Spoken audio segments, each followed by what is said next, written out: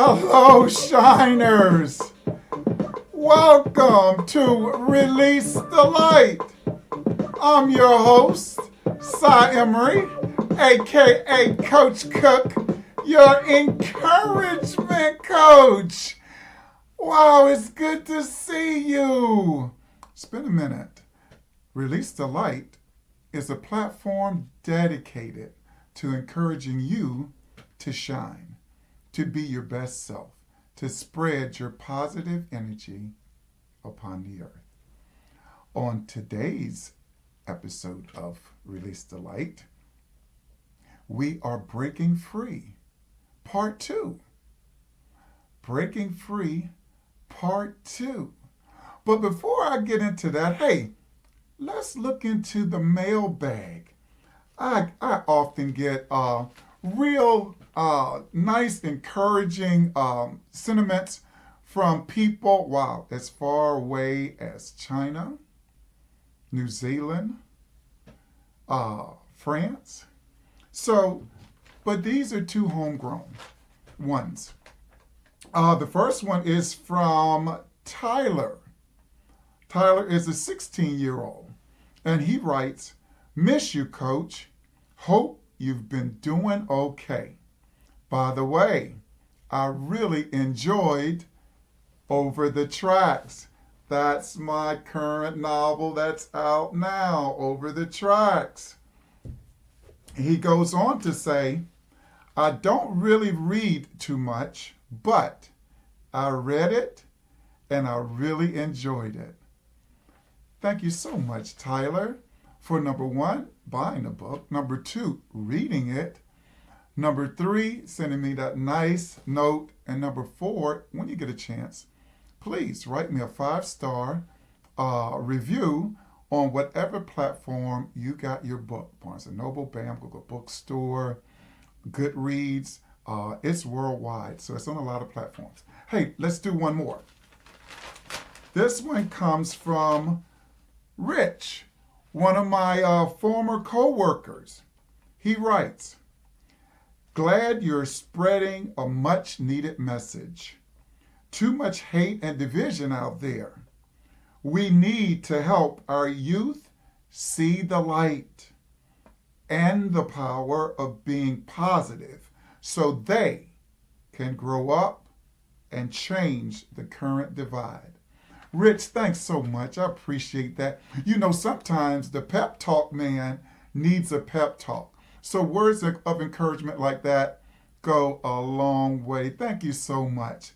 And I also want to thank my new subscribers. Thank you guys for becoming a shiner and a member of our tribe.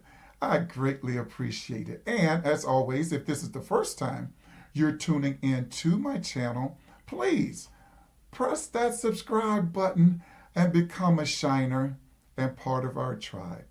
It would be greatly appreciated. Thanks so much. Now let's get to it. Breaking Free, Part 2. Today, we are looking at breaking away from guilt and shame. We've been looking at this month, breaking away from things that have held us back, that have stopped us from moving forward in life, from being our best self, stopping us from reaching our goals, our dreams, our aspirations. In part 1, we dealt with low self-esteem and low self-confidence. Please find that video, very good video. But today, guilt and shame. You know, we've all done something that we've regretted, something that we felt sorry for. But we must understand that those things are in the past. We cannot let those things in the past paralyze us from moving forward in our future. We only look back to the past so we don't make those same mistakes again. But those things in our past shouldn't be coming up on a daily basis, weekly basis, causing fear and anxiety, guilt and shame. So in helping us move past guilt and shame, there's a couple things I want us to look at. Number one, whatever the act was, whether you did it or whether it was done to you, you must accept it. It happened. It's over with and done. You must own it. I took it. I did it. Once you have accepted it, now you can move past it. Second thing, you must find some kind of way to forgive. If you did something to someone, an apology could be in order. And you must understand, they don't have to accept your apology. But if you did it with a sincere heart, that's good, because that'll help you move past the guilt of whatever that act was. And you must learn how to forgive yourself. That's number 2 on that prompt. Forgive others, offer an apology, and forgive yourself. We really struggle with that sometimes, carrying the weight of whatever that is for years and years. It paralyzes us. It keeps us from moving forward. Forgive yourself. And third, if you are a person of faith, you may need to have God's forgiveness. See, he's in the forgiving business. All you have to do is ask. And once you've done that, it's settled. Lastly, in things to help us move past our guilt and shame, remember, whatever it was, it's in the past. Keep it in the past. You know, you may never forget whatever it was, but you surely don't have to relive it over and over again. Now, if whatever the event was so traumatic that you are having problems that way, then I strongly suggest that you seek some professional assistance at once. There's just some things we ourselves can't work through by ourselves. So find some assistance. So in summary, in helping one move past his or her guilt and shame, number 1, accept the act.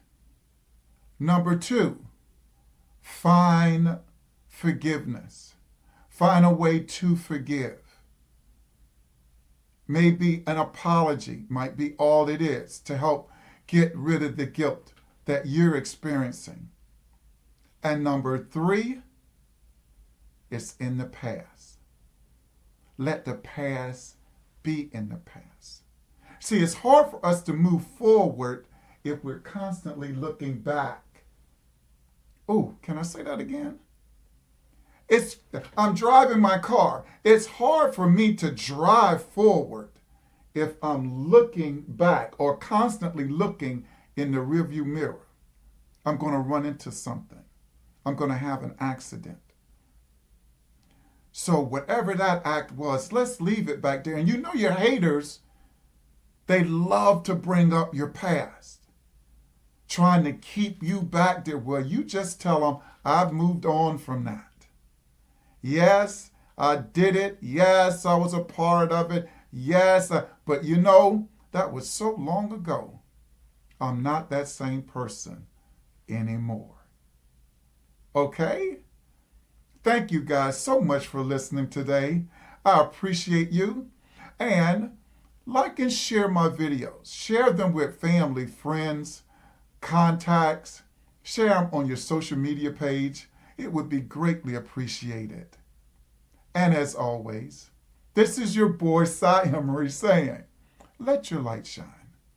Let it shine bright for the whole world to see.